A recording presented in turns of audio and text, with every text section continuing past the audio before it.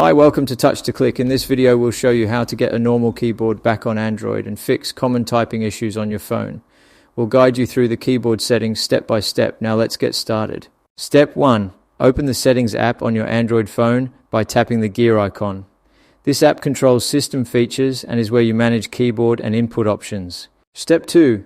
Scroll down and tap on Additional Settings. This area contains advanced options related to language, input, and how your device behaves. Step 3. Inside Additional Settings, find and tap on Language and Input.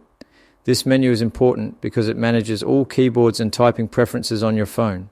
Step 4. Tap on Manage Keyboards to view all installed keyboards. This lets you see which keyboard is enabled and switch between them if needed. Step 5. Look for Gboard in the list and check the toggle switch next to it.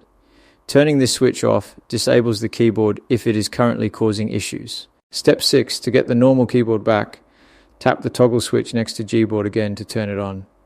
This re-enables the standard keyboard so you can type normally on your Android phone. Thanks for watching, and don't forget to subscribe to Touch to Click for more easy Android tutorials.